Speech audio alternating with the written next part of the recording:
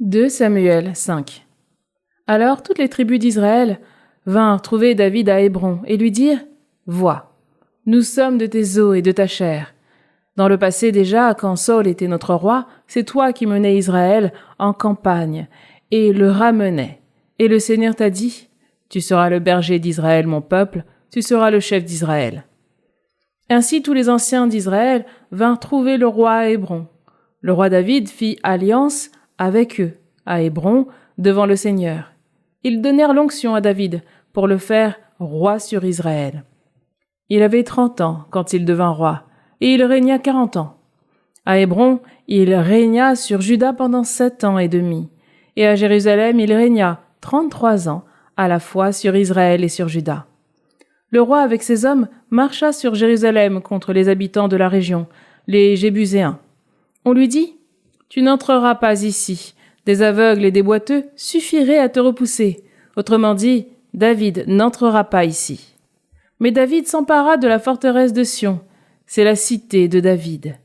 Il dit ce jour-là « Quiconque veut frapper les Jébuséens, qu'il passe par le souterrain pour atteindre ces boiteux et ces aveugles que David déteste de toute son âme. » C'est pourquoi l'on dit « Ni aveugle, ni boiteux n'entrera dans la maison. » David s'établit dans la forteresse et l'appela « Cité de David ». Ensuite, tout autour, depuis le terre-plein vers l'intérieur de la ville, il fit des constructions. David devint de plus en plus puissant. Le Seigneur, Dieu des armées, était avec lui.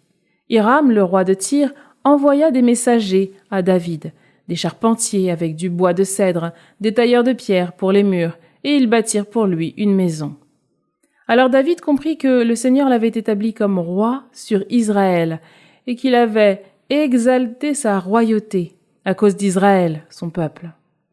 David prit encore des concubines et des femmes à Jérusalem après son arrivée d'Hébron. Il eut encore des fils et des filles. Voici les noms des enfants qu'il eut à Jérusalem.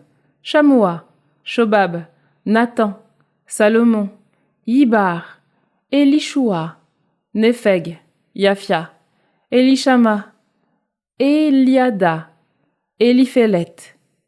Les Philistins apprirent qu'on avait donné l'onction à David comme roi sur Israël, et ils montèrent tous à sa recherche.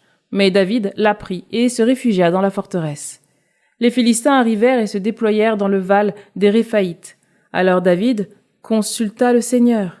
Il demanda « Dois-je monter au-devant des Philistins? Les livreras-tu entre mes mains ?»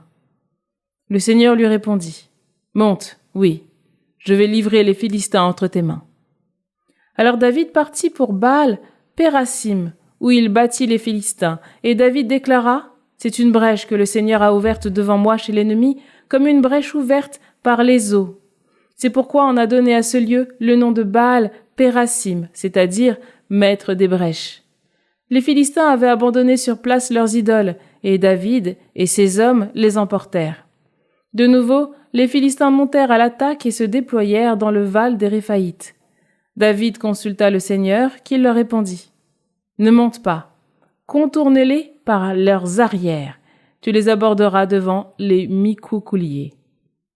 Quand tu entendras un bruit de pas à la cime des Micocouliers, dépêche-toi, c'est que le Seigneur sera sorti devant toi pour frapper dans le camp des Philistins. » David agit comme le Seigneur lui avait ordonné, et il frappa les Philistins depuis Géba jusqu'à l'antre de Gézer.